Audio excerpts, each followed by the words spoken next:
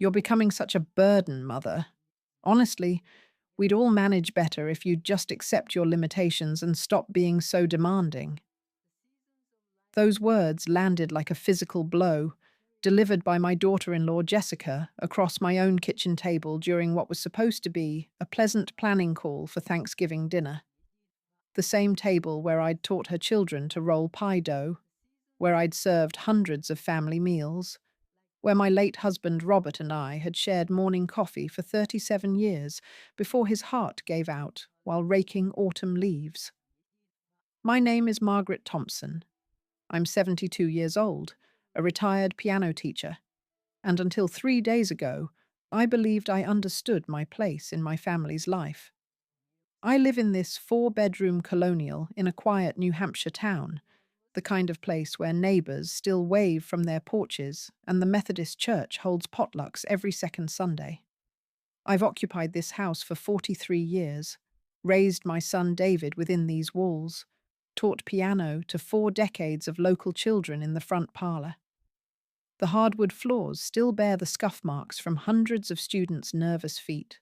The walls still echo with scales and arpeggios, and the baby grand piano Robert surprised me with on our 20th anniversary still holds pride of place by the bay window.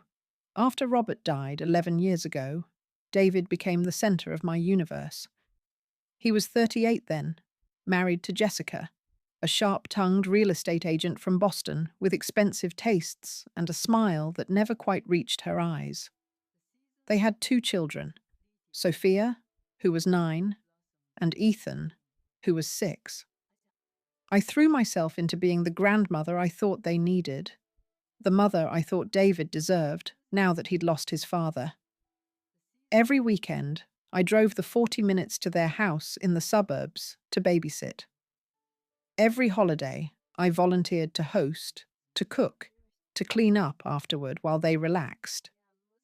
When Sophia wanted violin lessons, I paid for them, $200 a month for 3 years.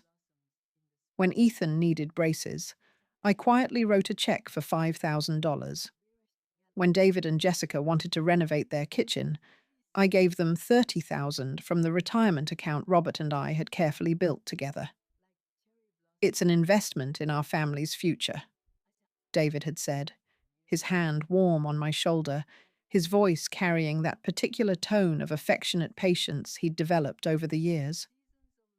You'll always be part of our lives, Mom. Always. This just makes everything easier for all of us. I'd believed him.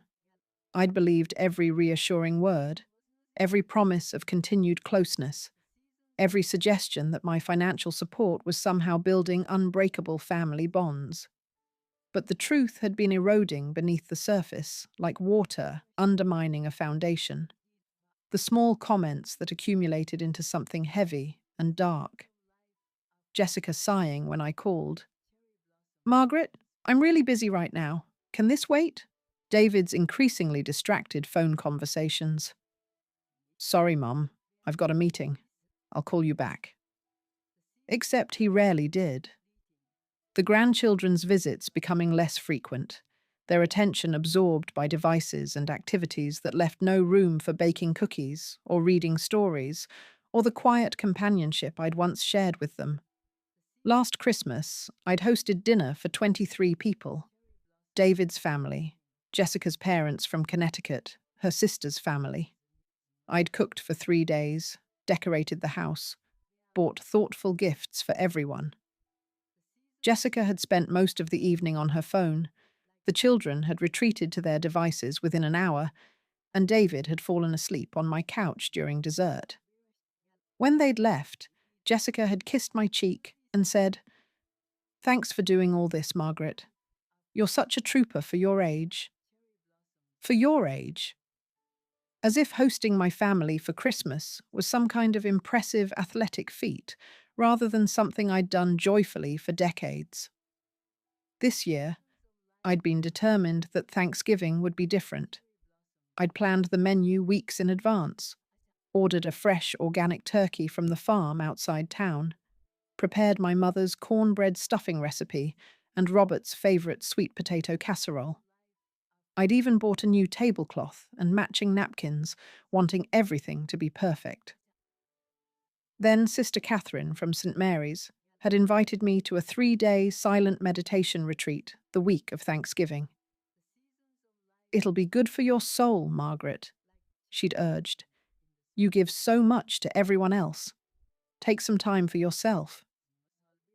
I'd hesitated, not wanting to miss the holiday preparations, but David had been surprisingly enthusiastic when I'd mentioned it. "That's a great idea, Mum. You should definitely go. We'll handle all the Thanksgiving prep this year. You just relax and meditate, and we'll pick you up Thursday afternoon. Everything will be ready when you get back." His enthusiasm should have made me suspicious. David had never encouraged my independence before, quite the opposite. But I'd been so touched by his apparent consideration that I'd ignored the small warning voice in my mind. The retreat had been surprisingly peaceful.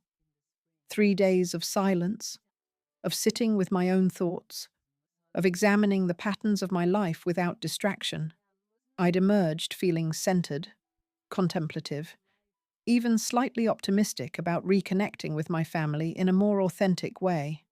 I'd pulled into my driveway at precisely 3:55 on Thanksgiving afternoon, noting with satisfaction that punctuality remained one of my most reliable virtues, even at 72. The neighborhood was quiet, smoke curling from chimneys, the November light already fading toward dusk.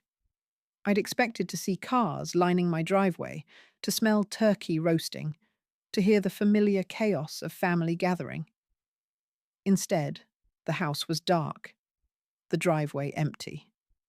The porch light I always left on when expecting visitors remained off. Unlocked the door with hands that suddenly felt unsteady, my peaceful retreat, calm, evaporating into something that felt uncomfortably like dread. "Hello?" I'd called automatically, though I knew no one would answer. The foyer was dark, but faint light spilled from the living room. I'd frowned, certain I hadn't left any lamps on before departing 3 days ago. Setting down my overnight bag, I'd moved toward that light, my heart beginning to beat with an irregular rhythm that would have concerned Robert if he'd been alive to notice. And that's when I'd seen him. An elderly man sat in my favorite rocking chair, my chair, the one Robert had refinished for me 30 years ago, barely visible in the dim glow of a single table lamp. Spindly figure, shock of white hair, gnarled hands folded neatly across a tartan blanket draped over his lap. "Who are you?" I'd demanded, my voice steadier than I felt. Years of managing unruly piano students giving me an automatic authority. "And what are you doing in my house?" The old man had opened one roomy blue eye, regarding me with surprising sharpness. "George Mitchell," he'd said, his voice carrying a gravelly quality that suggested decades of use. "Jessica's stepfather. Well, her mother's husband. Stepfather implies I had some hand in raising her, which I most certainly did not." He'd closed the eye again, as if the effort of opening it had exhausted him. "As for what I'm doing here, I was rather hoping you might illuminate that particular mystery, Mrs. Thompson." I'd stood speechless, my mind scrambling to place the name. George Mitchell. Yes, Jessica had mentioned him, her mother's second husband, someone she'd met at her mother's funeral last spring. "A difficult man," Jessica had said, "set in his ways. Rather exhausting, actually." "Where is my family?" I'd asked finally, stepping fully into my living room, into my own house that suddenly felt foreign. "Where's David and Jessica? The children?" George had sighed, a sound of infinite patience tested beyond reasonable limits. "On the table beside you. The note explains everything, or nothing, depending on your perspective." I'd turned to see a folded piece of paper propped against a vase of fresh chrysanthemums. Flowers I certainly hadn't left there. With growing apprehension that felt like cold water filling my chest, I'd opened the note, immediately recognizing David's rushed handwriting. Mum, sorry for the last-minute change of plans. Jessica won a cruise package through her office. 4 days, all expenses paid, departing today. Too good an opportunity to pass up. But they only had 4 spots, and George needed somewhere to stay since his retirement community is being fumigated this week. Bedbugs, don't ask. 2 problems, 1 solution. You two will get along great, both stubborn as mules and full of stories. We'll be back Monday night for a belated Thanksgiving dinner. Love you. P.S. George takes heart medication with dinner. Reminder on the fridge. Thanks, Mom. You're the best. I'd read it 3 times, certain I'd misunderstood. Then a 4th time as the full implications sank in, like stones dropping into dark water. They had left, all of them, on Thanksgiving, without warning, without asking, without any apparent consideration for how this might affect me. And they'd left me with a complete stranger, a stranger who apparently needed medication and supervision, who'd been deposited in my home like an unwanted package. This can't be right, I'd said aloud, though whether to myself or to George, I wasn't certain. There must be some mistake.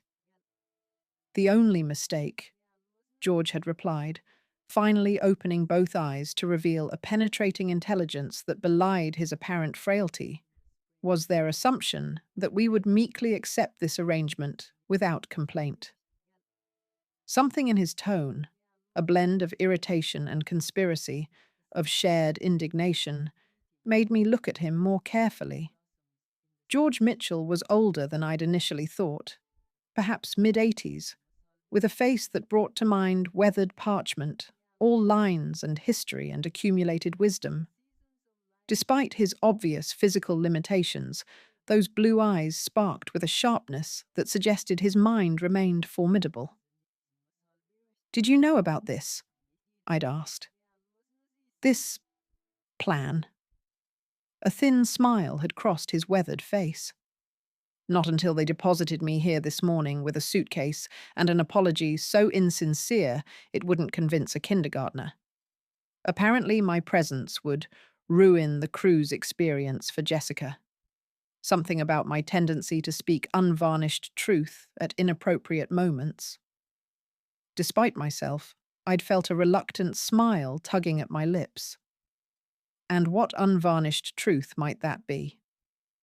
That Jessica's new haircut makes her look like she's auditioning for a community theatre production of Annie Get Your Gun, perhaps? He'd offered. Or that those children of hers spend so much time staring at electronic devices they'll likely evolve without the need for neck mobility. A startled laugh had escaped me before I could suppress it.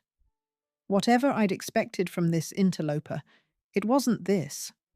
A sardonic candor that felt strangely refreshing after years of careful family diplomacy.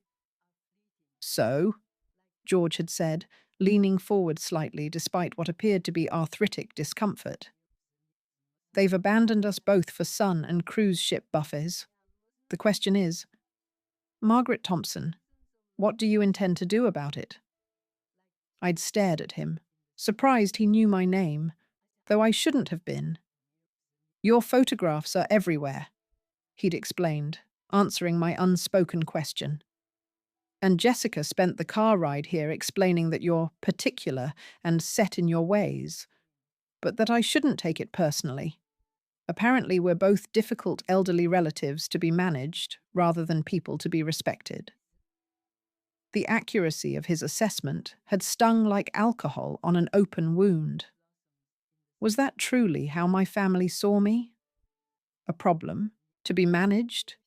An inconvenience to be handled with careful manipulation rather than honest conversation?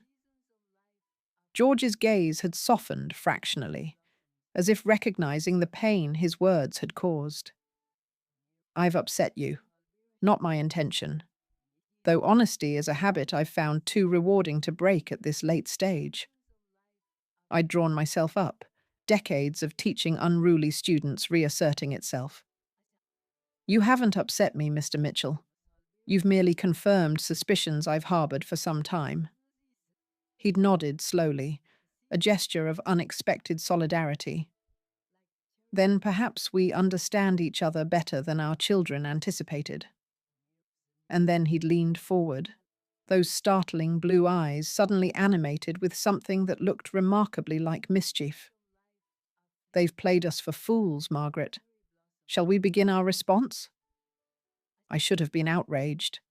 Should have called David immediately, demanded explanations and apologies, insisted George be removed from my home at once.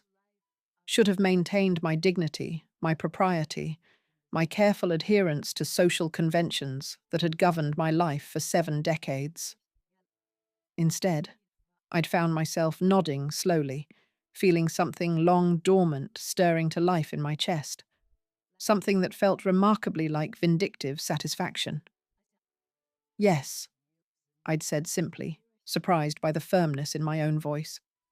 I believe we shall. The full absurdity of my situation hit me as I stood in my kitchen mechanically preparing tea, while a strange octogenarian dozed in my living room.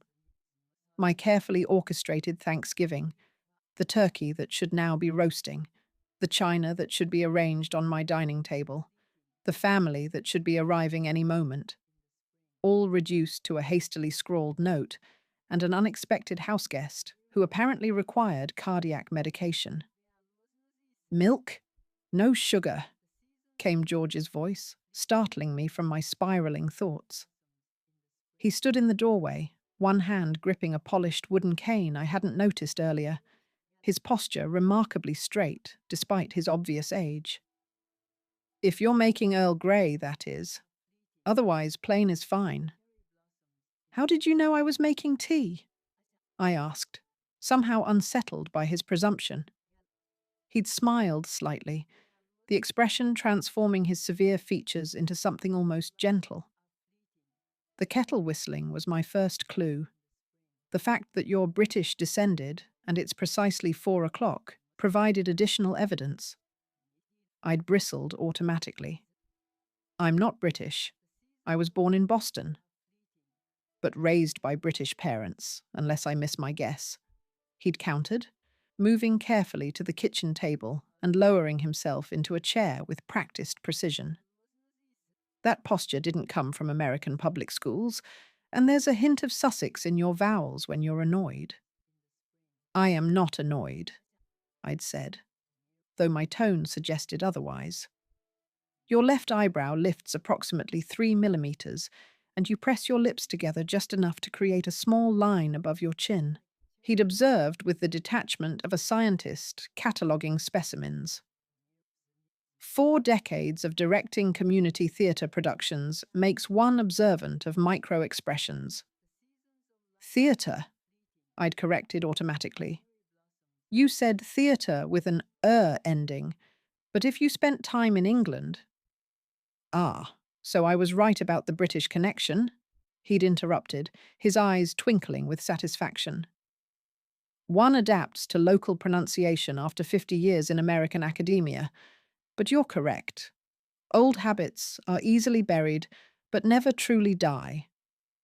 I'd brought the tea tray to the table, irrationally grateful that I'd restocked my pantry before the retreat. At least we wouldn't starve while sorting out this mess. Though the feast I'd planned, David's favourite cornbread stuffing, Jessica's requested marshmallow-topped sweet potatoes, the twins' expected demands for extra cranberry sauce, that careful calibration of family preferences developed over years of holiday meals now seemed painfully naive. You're catastrophizing, George had observed mildly, accepting the teacup I offered. I recognized the expression. My late wife Elizabeth wore it whenever our plans were disrupted. I am not catastrophizing, I'd replied stiffly, pouring my own tea with hands that weren't entirely steady. I am justifiably upset that my family has abandoned me on a major holiday with a complete stranger while they gallivant on a cruise ship. A stranger who requires medication, no less. Don't forget that particular imposition, he'd added helpfully, sipping his tea with surprising delicacy for hands so gnarled with arthritis. Despite myself, I'd felt a reluctant smile tug at my lips. Yes, thank you for the reminder. You're welcome. He'd studied me over the rim of his teacup. Excellent brew, by the way. Darjeeling with a hint of bergamot. Your father's preferred blend, I imagine? The observation had caught me off guard. How did you— I order it from Stanley's on Portobello Road, he'd interrupted. They supplied the faculty lounge at Oxford during my visiting professorship in 1982. Once you develop a taste for proper tea, American supermarket varieties become intolerable. For a moment, I'd seen him differently, not as an imposition or a problem to be managed, but as a person with a history as rich and complex as my own. It was an uncomfortable realization, forcing me to acknowledge that I'd initially viewed him with the same dismissive lens I resented in my own family. Now that we've established my tea preferences and your British heritage, George had continued, perhaps we should address the proverbial elephant in the room. What exactly shall we do about our inconsiderate children? I'd set my cup down with a decisive click. First, I'm calling David. This is completely unacceptable. George's expression had turned shrewd. Before you do, consider this. They're likely already at sea, conveniently beyond reliable phone reception. A quick check of my cell phone had confirmed his suspicion. A text had arrived while I was unpacking. Boarding now. Signal spotty on ship. We'll check in when we can. George likes PBS and classical music. You'll get along great. Love you. Unbelievable, I'd muttered, staring at the message. They've planned this escape thoroughly. Indeed, George had agreed, leaning back in his chair. Tell me, Margaret, have they been pushing you to downsize recently? Perhaps suggesting retirement communities or condominiums with amenities for active seniors? The question had struck uncomfortably close to home. How did you know?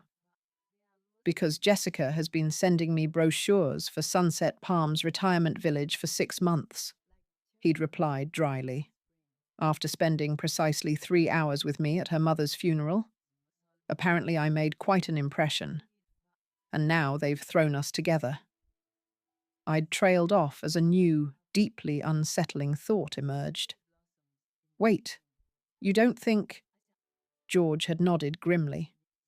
Oh, I absolutely think so. This little cruise adventure is a convenient cover for a more calculated plan. Wouldn't it be wonderful if Mom and George got along? They could share that big house, or better yet, a nice 2-bedroom unit at Sunset Palms. 2 elderly relatives managed with one convenient solution. The idea was so presumptuous, so manipulative, that I'd nearly knocked over my teacup in indignation. That's devious? Condescending? A plot worthy of a mediocre soap opera? George had supplied helpfully. All of the above, I'd confirmed, my voice shaking slightly. I've lived in this house for over 40 years. I have absolutely no intention of sharing it with anyone, much less— A cantankerous old man? He'd finished, raising an eyebrow in challenge. A stranger, I'd corrected primly, though his characterization wasn't entirely inaccurate. Of course. His tone made clear he didn't believe me for a moment. We'd sat in tense silence for several beats, the kitchen clocks ticking suddenly loud in the quiet space. Outside, the November afternoon was fading toward dusk, the bare branches of my oak tree casting long shadows across the lawn Robert had always kept so meticulously trimmed. Regardless, George had said finally, it seems we have a common problem and potentially a common purpose. Which is? I'd asked, though I could already sense where this conversation was heading. To ensure that this little matchmaking scheme fails so spectacularly that they never attempt such manipulation again. He'd leaned forward slightly, his blue eyes bright with something that looked remarkably like mischief. The question is whether you have the imagination and fortitude for what that might entail. There was something in his tone, a hint of challenge combined with genuine curiosity, that sparked something long dormant in me. Before I was Margaret Thompson, respectable piano teacher and pillar of the community, I'd been Ellie Brennan, who'd once driven from Boston to New York on a whim to see Vladimir Horowitz play at Carnegie Hall, who'd taught herself Italian one summer simply because she loved the sound of it, who'd married Robert after knowing him only 3 months because something in his quiet steadiness had called to something wild in her. When had that woman disappeared? When had I become so careful, so accommodating, so determined to be convenient that I'd erased the parts of myself that didn't fit neatly into my family's expectations? "What exactly did you have in mind?" I'd asked, returning to my seat with a decisiveness I hadn't felt in years. George's smile had been slow and surprisingly wicked for a man his age. "First, we need to establish the current situation. They believe they've left two helpless senior citizens to fumble through a few days together. They expect phone calls demanding explanations, perhaps some righteous indignation, followed by grudging acceptance." I'd nodded, following his reasoning. "So instead, we give them absolutely nothing." "Precisely," he'd confirmed. "No calls, no texts. Complete silence for the first 24 hours. That will certainly make them nervous." "But is it enough?" I'd asked, finding myself unexpectedly engaged in this conspiracy. "Oh, that's just the opening act, my dear." George had leaned forward, suddenly animated in a way that erased decades from his appearance. "After the silence comes confusion, cryptic, increasingly concerning messages, references to unexpected developments that are never quite explained, the psychological torture of uncertainty." I should have been appalled at the gleeful vindictiveness in his tone. Instead, I'd found myself leaning forward, equally engaged.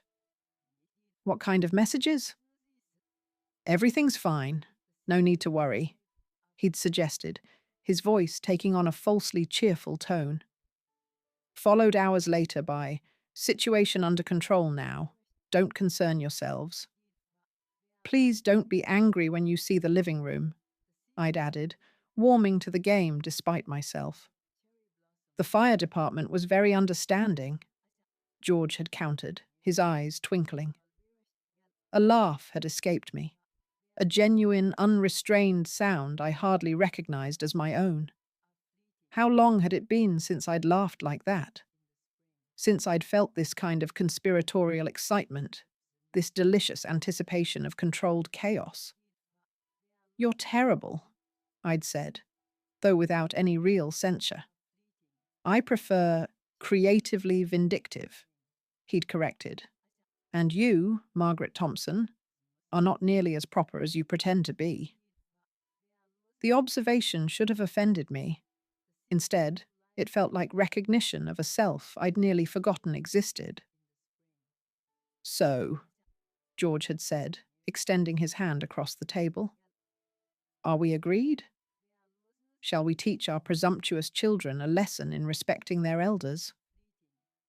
I'd hesitated only briefly before taking his offered hand. His skin was paper thin, but surprisingly warm, his grip firmer than I'd expected. "Agreed," I'd said, feeling a flutter of anticipation I hadn't experienced in years. "Though I should warn you, Mr. Mitchell, if we're to share this house for 4 days, there are certain rules that must be observed. I run a very orderly household." He'd studied me for a moment, then nodded solemnly. "I would expect nothing less. And I, in turn, must warn you that I am physically incapable of leaving breakfast dishes anywhere but the sink, never the dishwasher. And I read aloud when I come across particularly interesting passages in books. I sing along to Puccini while cooking," I'd countered. Quite loudly, I'm told. I require complete silence during jeopardy. I alphabetize my spices and will know if they're out of order. We'd regarded each other across the table, two immovable objects assessing the possibility of coexistence. Then George had smiled, a genuine expression that transformed his weathered face into something almost boyish. I believe, Margaret, that this may be the beginning of a very interesting Thanksgiving after all. Our psychological warfare began that evening after I'd shown George to the guest room, and we'd sorted out the logistics of sharing my bathroom. Him in the morning, me in the evening, a schedule that honoured both his early rising habits and my preference for nighttime rituals. The medication mentioned in David's note turned out to be a simple blood pressure pill, which George was perfectly capable of managing himself. Thank you very much. I've been taking it for 15 years, he'd said dryly when I'd mentioned the reminder on my fridge. Somehow I've survived without your son's supervision until now. Now, settled in the living room with hastily assembled turkey sandwiches, the irony of eating the intended Thanksgiving bird in such unceremonious fashion wasn't lost on either of us. We crafted our first strategic communication. The key, George explained, holding my phone between his gnarled fingers with surprising dexterity, is to say nothing while implying everything. We want them imagining the worst without giving them anything concrete to react to. I'd nodded, oddly exhilarated by the mischief we were orchestrating. So we don't mention being upset about their departure? Precisely, he'd confirmed. That's what they're expecting. Righteous indignation, demands for explanation. Instead, we give them something far more unsettling, pleasant acceptance followed by cryptic concern. He'd typed slowly, but with surprising accuracy. Hope you're enjoying the cruise. George and I are getting along splendidly. No need to worry about earlier. Everything under control now. Love, Mom. Earlier? I'd questioned, reading over his shoulder. That's beautifully vague. They'll be wondering what happened. He'd agreed with satisfaction. Exactly what earlier refers to. He'd hit send with a flourish. Now we wait, he'd announced, setting my phone aside with theatrical finality. We didn't have to wait long. Within minutes, my phone chimed, with David's response. What happened earlier? Is everything okay? George's smile had reminded me of a chess master who'd just trapped an opponent's queen. Now we go silent for at least 2 hours. Let that question marinate. I'd found myself impressed by his psychological acuity, even as I questioned whether this plan wasn't unnecessarily cruel. They'll be worried. They'll be wondering, he'd corrected. There's a difference. And considering they abandoned us without consultation on a major holiday, I'd say a little wondering is the least they deserve. Put that way, it was hard to argue. I'd set the phone aside and found myself studying my unexpected co-conspirator in the warm lamplight. George Mitchell presented a picture of dignified aging, his white hair neatly combed, his cardigan free of the food stains that often betrayed elderly tremors, his posture remarkably straight, despite his obvious years, and the cane resting beside his chair. You're staring, he'd observed, without looking up from the newspaper he'd retrieved from my coffee table. Do I have turkey on my face? Or are you reconsidering our alliance? Neither, I'd admitted. I'm just trying to reconcile the George Mitchell in front of me with Jessica's descriptions. He'd folded the paper carefully, his movements precise and deliberate. And what precisely did my stepdaughter say about me? That you're impossible to please, set in your ways, and say whatever comes to mind without consideration for others' feelings. To my surprise, he'd chuckled, a dry, rusty sound that suggested it didn't emerge often. All fair assessments, though incomplete. Did she mention I directed the theatre department at Berkeley for 30 years? Or that I speak 4 languages? Or perhaps that I make excellent cocoa? She did not. Hmm. Curious what details one chooses to omit when constructing a narrative. He'd picked up a book from my side table, a biography of Glenn Gould I'd been reading before the retreat. Ah, a pianist with opinions as strong as his technique. Are you familiar with his 1955 recording of the Goldberg Variations? The question had startled me. I teach it to my advanced students. The tempo is controversial, but the clarity of counterpoint is unmatched. George's eyes had lit with genuine interest. You're a musician. Jessica failed to mention that as well. Piano teacher for 42 years, I'd confirmed. Semi-retired now, but I still have a few dedicated students. Another omission from their calculus, he'd mused. They've matched us based on age and perceived difficulty without considering what we might actually have in common. He'd tapped the book thoughtfully. Do you play Bach yourself? Every morning, I'd admitted. The well-tempered clavier is my meditation. Would you? He'd hesitated, showing the first uncertainty I'd seen from him. Would you play something? It's been months since I've heard live music. The retirement community's idea of entertainment is a gentleman with a keyboard who insists on performing The Girl from Ipanema at every opportunity. The request had been unexpected, but not unwelcome. Music had always been my refuge, my clearest form of communication.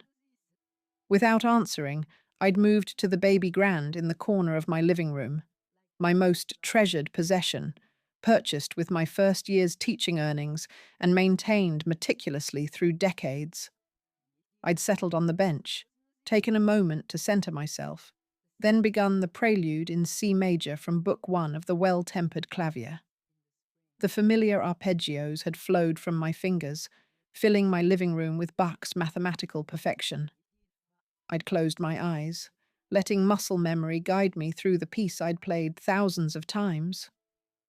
When I'd finished and opened my eyes, I'd found George watching me with an expression of profound appreciation. You play beautifully, he'd said simply.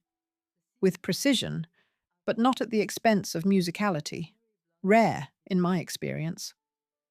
The compliment, delivered without hyperbole or unnecessary elaboration, had affected me more than flowery praise would have. Thank you. Would you play something else? He'd asked. Something less structured, perhaps. Chopin? I'd considered for a moment, then nodded.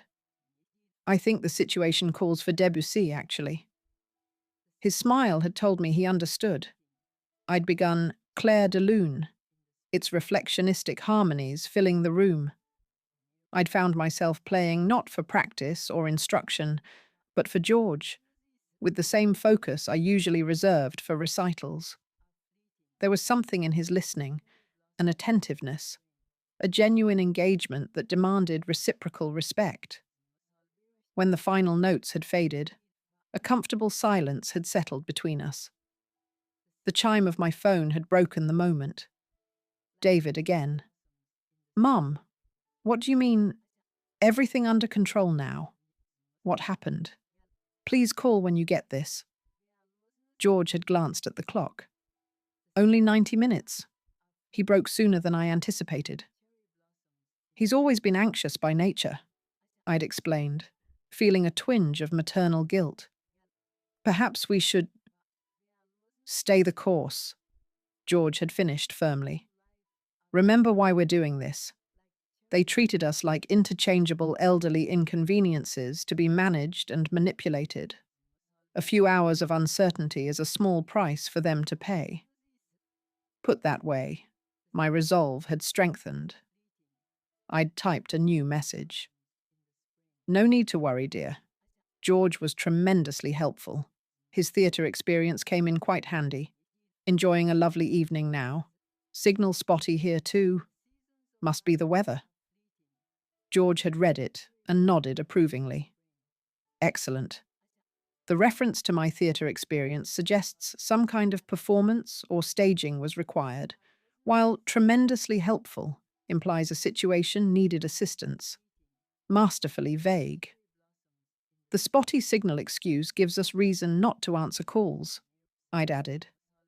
Which feels a bit unoriginal, since you borrowed it from their own playbook, George had observed. But in psychological warfare, efficacy trumps originality. He'd stifled a yawn then, the day's unexpected developments clearly taking their toll. I believe I'll retire for the evening. Tomorrow we escalate. As I'd prepared for bed later that night, I'd found myself reflecting on the strange turn my Thanksgiving had taken. Instead of the predictable family dinner with its familiar tensions and performative gratitude, I was engaged in an elaborate deception with a man I'd known less than 8 hours. Stranger still was how energized I felt by the enterprise. When was the last time I'd felt this engaged, this mentally stimulated? My life had settled into such comfortable routines that I'd stopped noticing their limitations. Teaching the same pieces to different students, attending the same community events with the same acquaintances, preparing holiday meals that followed identical patterns year after year. George Mitchell, with his sardonic wit and theatrical scheming, had introduced an unexpected variable into my carefully ordered existence. As I drifted towards sleep, I'd realized I was actually looking forward to tomorrow's developments in our little drama, a feeling so unfamiliar it had taken me a moment to recognize it as anticipation. Whatever David and Jessica had intended in throwing us together, I doubted very much it was this particular alliance. The fire department was very understanding about the whole situation. I'd looked up from my morning coffee to find George standing in the kitchen doorway, already dressed in pressed slacks and a cardigan despite the early hour. His hair was neatly combed, his face freshly shaved. Whatever his physical limitations, he evidently maintained exacting standards for his appearance. "Excuse me?" I'd questioned, still foggy from a night of unusually vivid dreams. "Our next message," he'd clarified, moving to the coffee pot with careful steps. "I thought we might escalate to implied property damage. The fire department comment should send them into a proper panic." I'd checked the clock. 7:15. "You've been planning psychological warfare since dawn." "Insomnia has its uses," he'd replied, pouring coffee with a steady hand before joining me at the kitchen table. "I've also taken the liberty of silencing your phone. 3 missed calls and 7 text messages since 6 a.m. Your son is quite persistent." "David has always been a worrier," I'd acknowledged, feeling another twinge of guilt. Even as a child, he needed constant reassurance. "And you've provided it faithfully, I imagine," George had observed, his tone carrying no judgment, merely statement of fact. Creating a pattern that continues into his adulthood, where he expects you to alleviate his anxiety while feeling perfectly comfortable creating anxiety for you. The assessment had been uncomfortably accurate. How many times had I rearranged my schedule to accommodate David's concerns? How often had I prioritized his comfort over my own needs, my own desires, my own right to live without constant management? "They're on a cruise ship," I'd reminded both of us. How much damage could our messages really do? They're supposed to be enjoying themselves. "Precisely the point," George had replied, sipping his coffee with evident appreciation. "Excellent brew, by the way. Their enjoyment comes at the expense of our autonomy. A little disruption seems a fair exchange." He had a point. I'd retrieved my phone and reviewed the mounting evidence of David's concern. "Mum, what's going on?" "What do you mean George's theatre experience was helpful? Are you getting these messages? Please call when you can." "Mum, Seriously, we're worried. What happened that needed to be under control? Jessica thinks you might have had a break-in. Is that what happened? We're trying to get the ship's satellite phone. We'll call when we can. They're spiraling quite nicely, George had observed, reading over my shoulder. The break-in theory is particularly inspired. I wouldn't have thought of that. We're being terrible, I'd said, though without much conviction. We're being instructive, he'd corrected. Now, about that fire department message. I'd hesitated, then typed, "Good morning from a beautiful New Hampshire day. No need for satellite calls. Everything's fine now." The fire department was very understanding, and George's quick thinking prevented any major damage. "You raised such thoughtful concerns about my curtains last visit, and now you'll get those new ones you wanted. Enjoy your cruise." "The curtain detail is inspired," George had said approvingly as I'd shown him the message. Specific enough to be credible, yet completely mundane compared to the fire department reference. The emotional whiplash is exquisite. "I'm discovering a vindictive streak I didn't know I possessed," I'd admitted, pressing send before I could reconsider. "Not vindictive," George had corrected gently. "Self-advocating. There's a difference." He'd glanced around my kitchen with its well-organized cabinets and gleaming countertops. "Now, I believe breakfast is in order. Do you have eggs? I make an excellent omelette." "You cook?" I couldn't keep the surprise from my voice. "I've lived alone for 20 years, Margaret.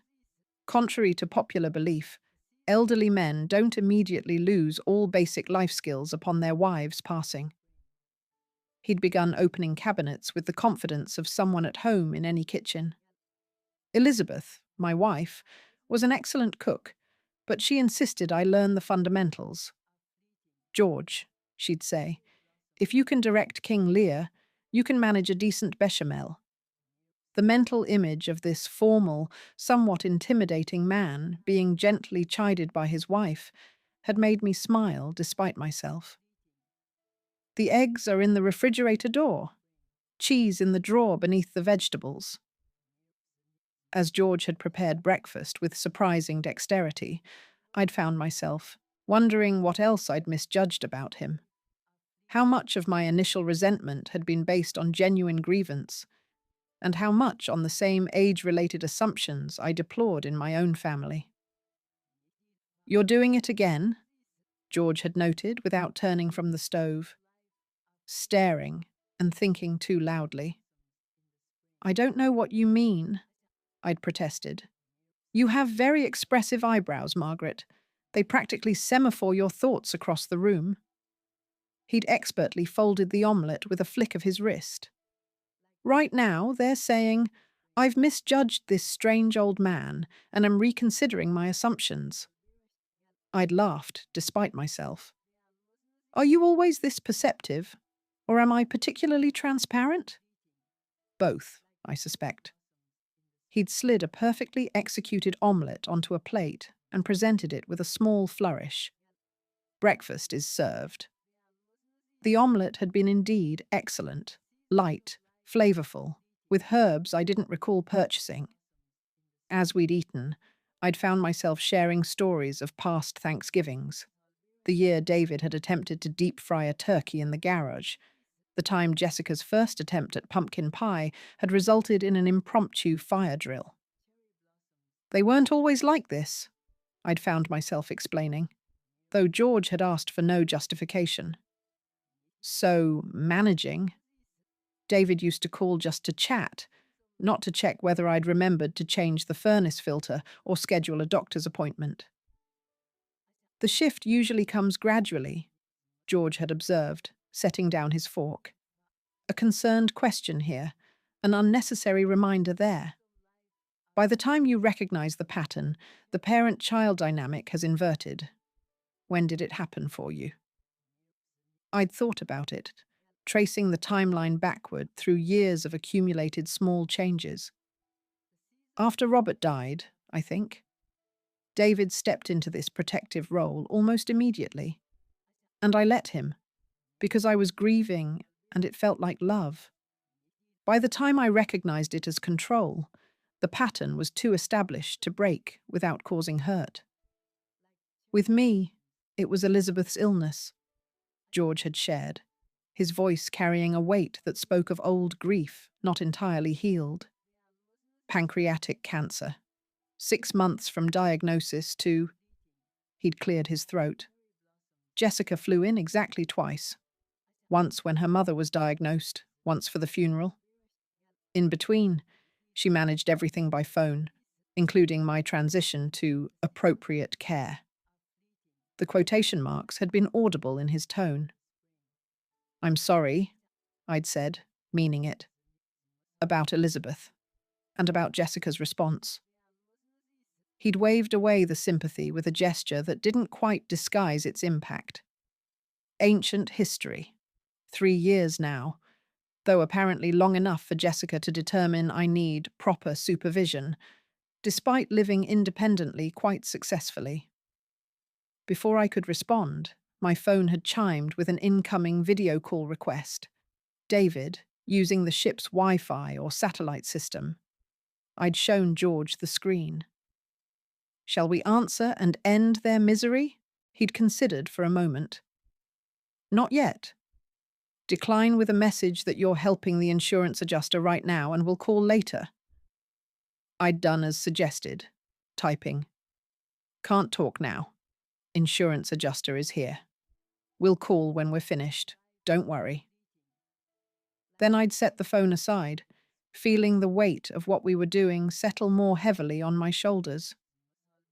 They'll be beside themselves by now, I'd observed. Good, George had said firmly. Let them experience a fraction of the helplessness they imposed on us. Now what shall we do with our day?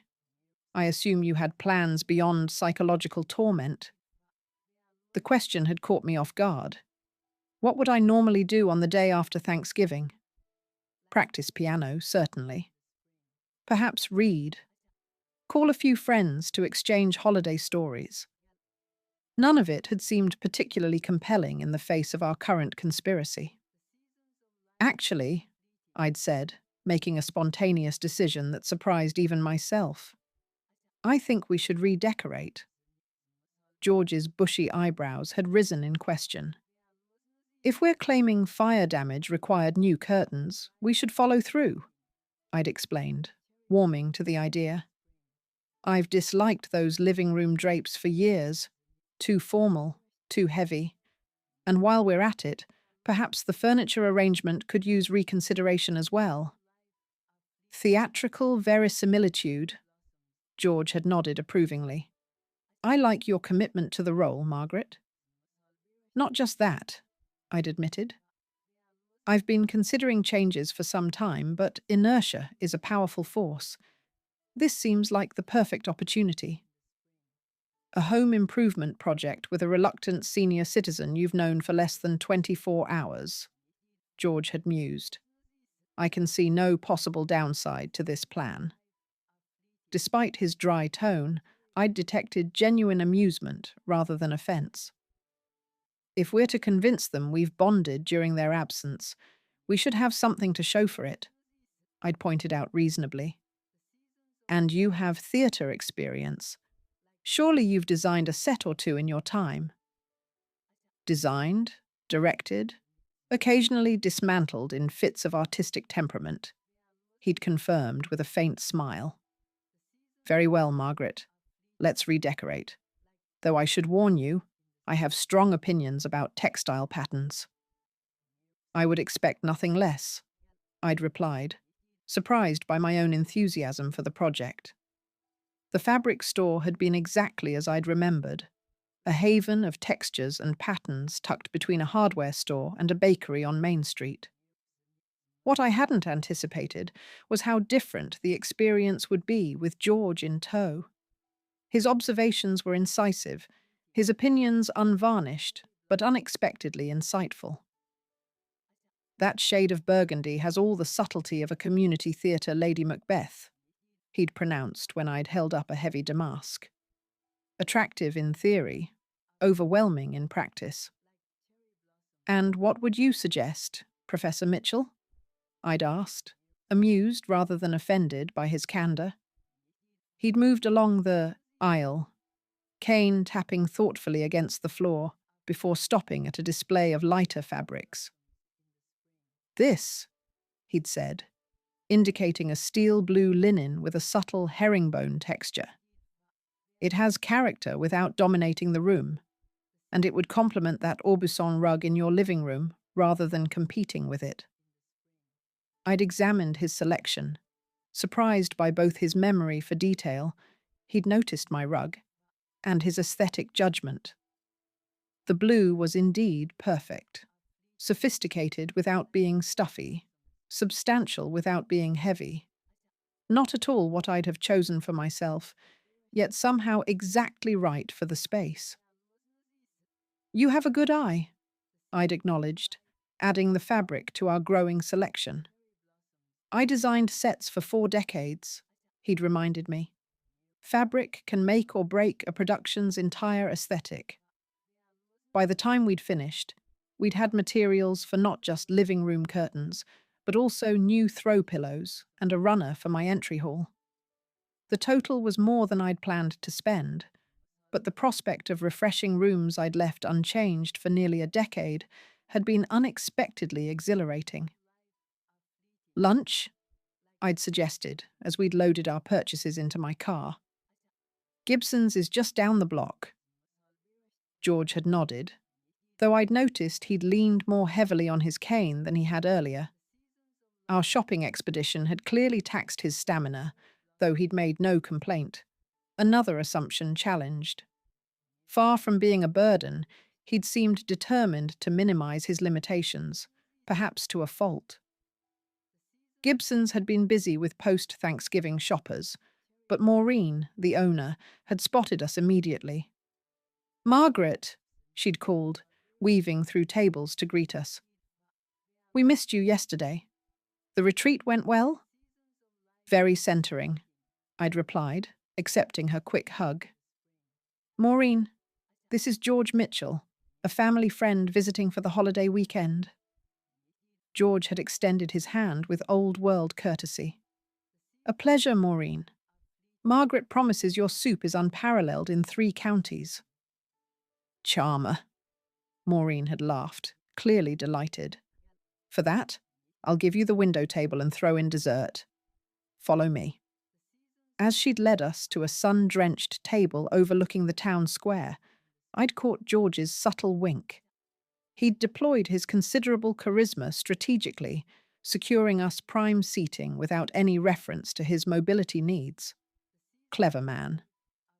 "Family friend?" he'd questioned after Maureen had left with our orders. An interesting choice of descriptor for your reluctant houseguest. "Would you have preferred the stranger my children abandoned with me for Thanksgiving?" I'd countered. "Accurate, if unwieldy for casual introductions." He'd agreed, his eyes crinkling with amusement. "Though we've progressed beyond strangers at this point, I think." "Reluctant co-conspirators at minimum," I'd offered. "I can accept that designation," he'd said, glancing out the window at the town square with its gazebo and ancient oak trees. "Charming town. You've lived here long?" 43 years in the same house," I'd confirmed. "David was 5 when we moved from Boston.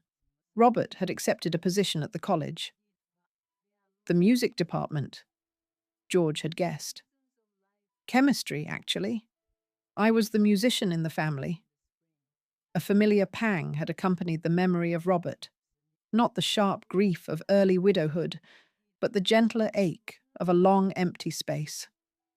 "He passed 12 years ago. Heart attack while raking leaves." George had nodded, requiring no platitudes about better places or time healing wounds. "Elizabeth was 15 years ago," he'd said instead. "It seems both yesterday and several lifetimes past, depending on the day." "Exactly that," I'd agreed, grateful for his understanding. Our soup had arrived, butternut squash with apple and sage, alongside crusty bread still warm from the oven. We'd eaten in companionable silence for a few minutes, the simple pleasure of good food providing its own communion. "Your son," George had said eventually, "does he know how capable you actually are?" The accomplished musician, the woman who can coordinate a complex holiday meal while simultaneously teaching piano and maintaining a home. The question had caught me off guard. "Of course he does. He grew up with me." Children often see their parents through the narrowest of lenses, George had observed, focused entirely on their role as mother or father, missing the fuller humanity beneath those titles. I'd considered this as I'd broken off another piece of bread. "Perhaps you're right. David was young when Robert died, just finishing college. He stepped into a sort of protective role almost immediately. And never stepped out of it," George had surmised. "Even as you demonstrated year after year that you could manage perfectly well." "It comes from a place of love," I'd said, feeling compelled to defend my son despite our current scheme. "Most control does, in families." George's tone had held no judgment, only quiet understanding. We tell ourselves we're protecting each other, when we're really protecting ourselves from the fear of loss, of change, of confronting our own mortality. Before I could respond, my phone had buzzed insistently. Another message from David. "Mum, we're getting off at tomorrow's port and flying home. Clearly something serious has happened. Please just tell us if you're safe." I'd shown George the message, feeling a stab of genuine guilt. Perhaps we've taken this far enough. He'd studied the text thoughtfully. "The next port is likely Nassau, if it's a standard Caribbean itinerary. That means they'd be sacrificing at least 2 days of their cruise and paying exorbitant last-minute airfare." "Exactly," I'd said, "which is why we should stop. This was meant to be a small lesson, not a ruined vacation." George's expression had softened. "You're right, of course. Escalation has its limits." He'd thought for a moment. "What if we pivot, not ending the game entirely, but redirecting it?" "What do you suggest?" "A message that alleviates their immediate panic, but maintains our narrative of unexpected developments," he'd explained, then dictated, "Everything is absolutely fine. No need to change your travel plans. The fire was just a small kitchen incident, completely under control. George and I have been having a wonderful time redecorating and getting to know each other. Such an unexpected connection. Enjoy the rest of your cruise without worry." I'd typed as he spoke, then shown him the result. The quotation marks around fire are a nice touch, suggesting we're using it as a euphemism for something else entirely. And "unexpected connection" carries just enough ambiguity to keep them intrigued without panicking, he'd agreed. It shifts their anxiety from concern for safety to curiosity about our developing relationship, precisely what they'd hoped for, though not in the way they intended. I'd pressed send, then set my phone aside. "You're quite strategic, George Mitchell. 4 decades of academic politics teaches one to plan several moves ahead," he'd replied with a faint smile. "Though I'll admit, this particular game is more enjoyable than faculty budget meetings." I woke on Tuesday morning with the disorienting awareness that something significant was ending. Our 4-day adventure in psychological warfare and unexpected friendship had reached its final act. David and Jessica would return this evening, expecting to find either confirmation of their matchmaking success or the disaster of two difficult personalities at odds. What they would actually discover was something far more nuanced and perhaps more unsettling to their worldview. George was already in the kitchen when I descended, though he'd departed from our established routine. Instead of cooking breakfast, he sat at the table nursing a cup of coffee, a distant expression suggesting deep thought. "Good morning," I greeted him, pouring my own coffee. "You look contemplative."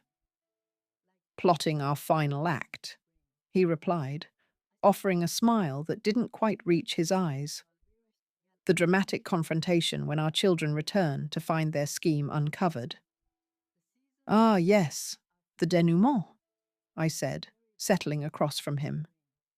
Though I find myself less interested in their discomfort than I was 4 days ago. "As do I," he admitted. "Revenge, even of our mild variety, has lost some of its appeal."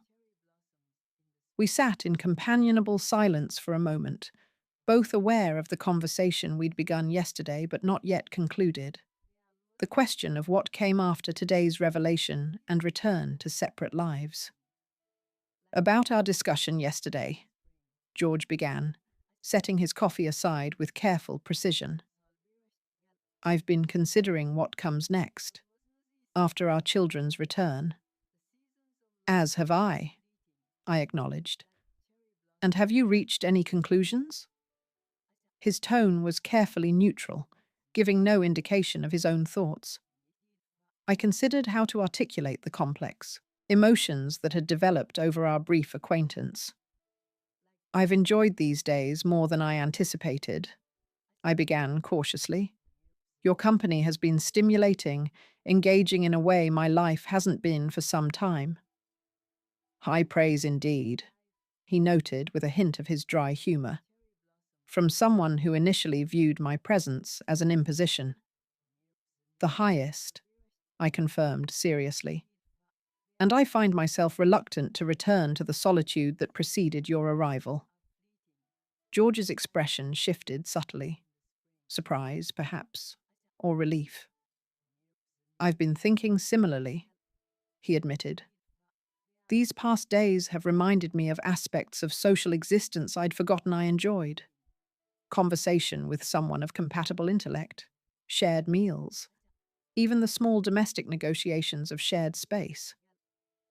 We work well together," I observed, "despite our supposedly difficult natures."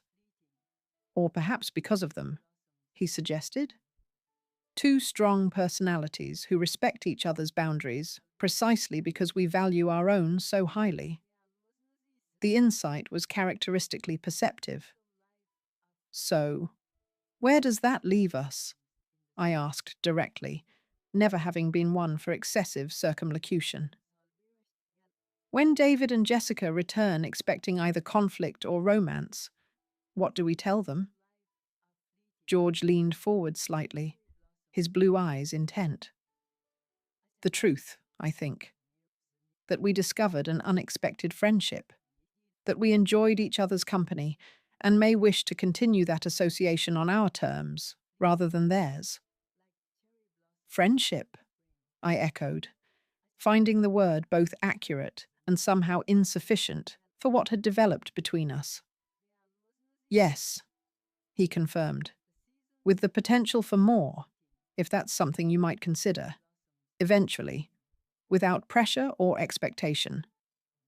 The qualification was so typically George, precise, leaving room for dignified retreat if necessary, yet honest in its expression of possibility. "I might consider it," I acknowledged, feeling a quiet rightness settle between us. "Eventually, without pressure or expectation?" His answering smile held genuine warmth. "Then I believe we understand each other." "I believe we do," I agreed. The remainder of the day passed in preparations for our children's return.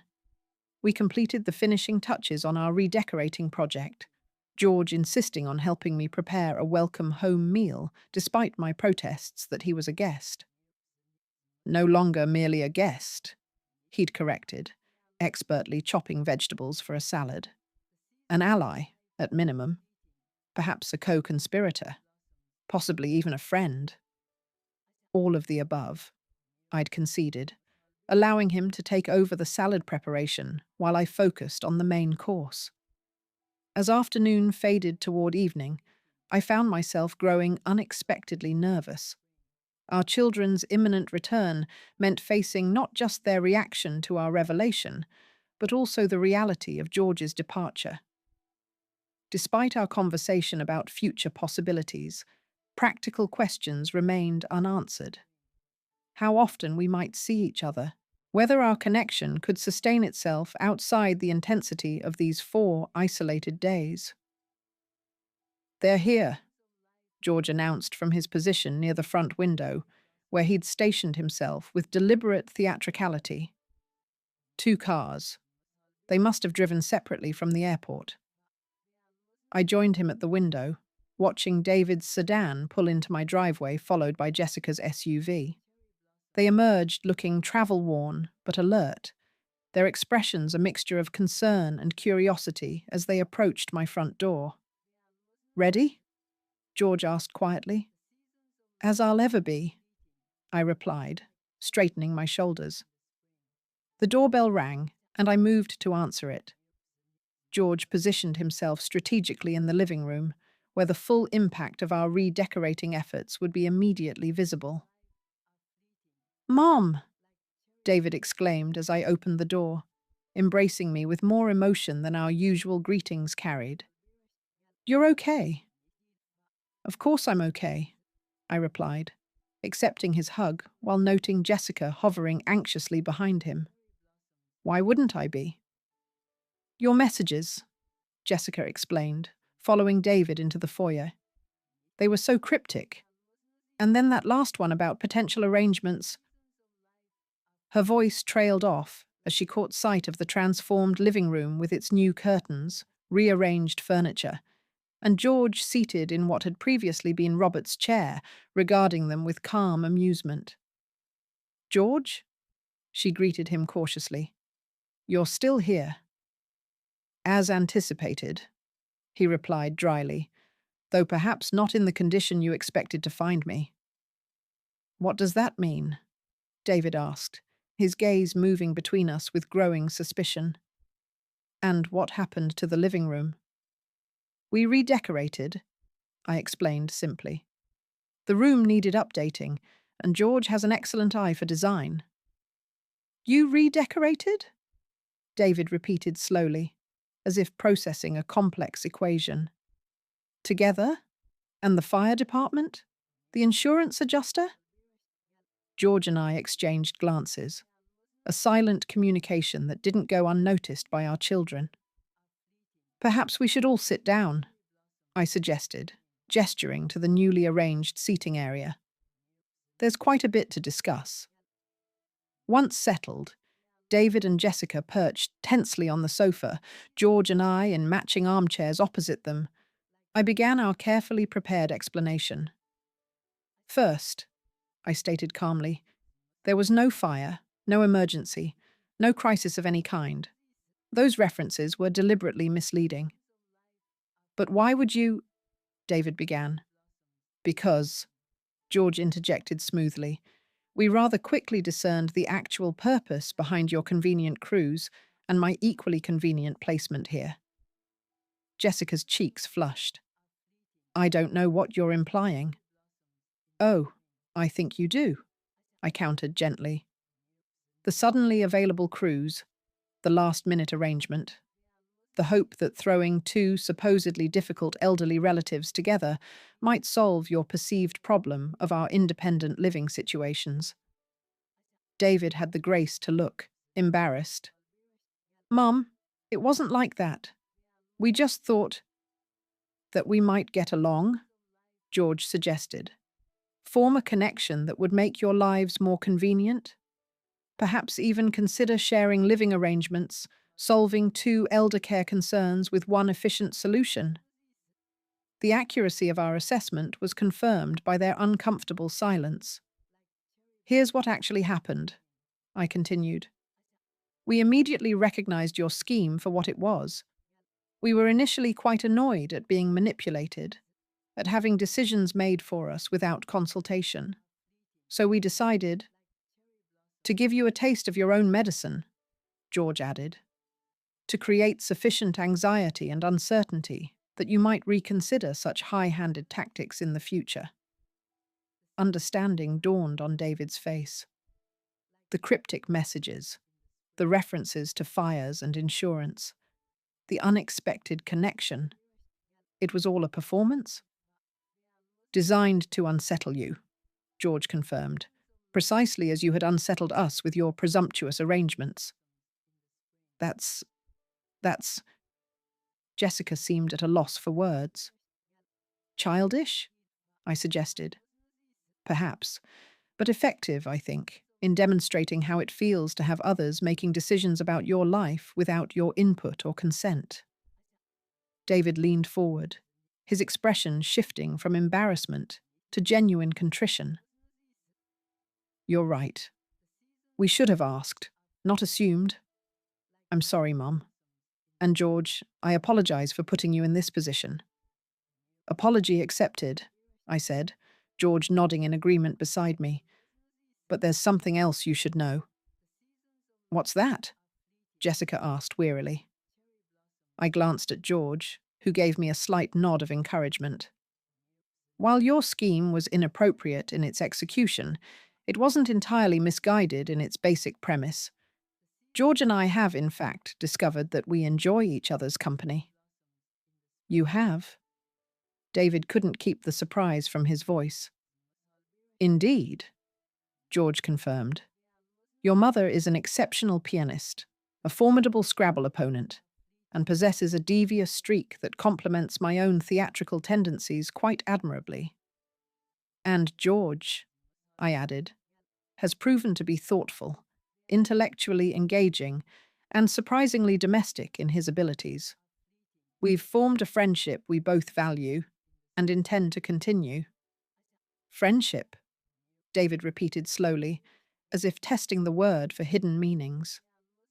Yes, friendship, George confirmed, with the potential for further development should we both choose to explore that possibility. On our terms, in our own time, without external pressure or expectation. The carefully worded statement left our children momentarily speechless, exactly the effect we'd anticipated. So, you're not... Jessica gestured vaguely, apparently unable to articulate the romantic scenario they'd either feared or hoped for. We're two adults who've discovered compatible interests and personalities, I clarified, who may choose to spend more time together in the future. Nothing more definitive than that at present. I see, David said, though his expression suggested continued processing. And the living arrangements you mentioned in your message?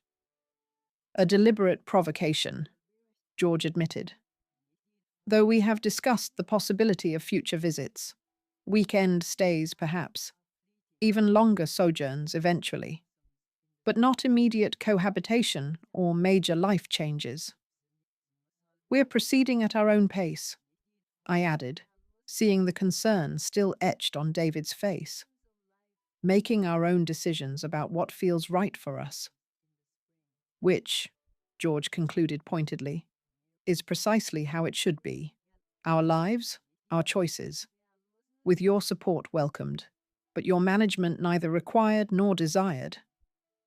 The message was clear, but delivered without unnecessary harshness. I watched understanding settle across our children's faces, the realization that their parents, while aging, remained competent individuals entitled to self-determination. Well, David said finally, I guess we deserve that lesson. You did, I agreed without rancor. But dinner is ready, and I suggest we move past recriminations to enjoy our belated Thanksgiving meal together. There is, after all, much to be thankful for. As we moved to the dining room, I caught George's eye across the table. A silent communication of shared victory and genuine affection. Whatever came next would unfold according to our own timeline, our own carefully considered choices. But the connection we'd formed in these 4 unexpected days had already transformed something essential in both our lives. Our children had intended to solve a problem by throwing two difficult people together. Instead, they'd inadvertently created something neither they nor we could have anticipated: a genuine meeting of compatible minds, an alliance born of shared indignation that had blossomed into something with far greater potential. As I served the meal I'd prepared with George's assistance, I found myself genuinely thankful for their misguided scheme. After all, sometimes it seemed the wrong reasons could lead to unexpectedly right results. To unexpected connections, George proposed, raising his glass in a toast that carried layers of private meaning between us. And to making our own choices, I added, completing the sentiment. Our glasses clinked in harmony, marking not an ending, but a beginning, one we would define for ourselves, in our own time, on our own terms. David and Jessica watched us with expressions that mingled confusion, relief, and perhaps the first stirrings of genuine respect. Later that evening, after our children had departed with promises to talk soon and let us know if you need anything, George and I stood at my front door. His suitcase waited in the hallway, his ride to the train station scheduled for the following morning. "Well," he said, his voice carrying an uncharacteristic uncertainty. "Quite an adventure." "Quite an adventure indeed," I agreed. "Though I confess I'm not looking forward to tomorrow morning." "Nor am I," he admitted. "But we have plans, don't we? The symphony next month, that lecture series at the university you mentioned." "Scrabble rematches," I added. "You still owe me a chance to even the score." "I look forward to it," he said, then surprised me by taking my hand. "Thank you, Margaret, for the music, the mischief, and the unexpected gift of genuine companionship." "Thank you, George," I replied, squeezing his gnarled fingers gently, "for reminding me that life can still surprise us, even at 72. As I watched him climb the stairs to the guest room, I felt something I hadn't felt in years: anticipation for the future.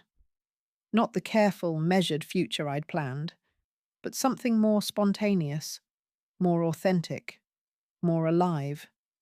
Our children had tried to write our story for us. Instead, George and I had claimed our own pens, ready to write whatever came next. Together.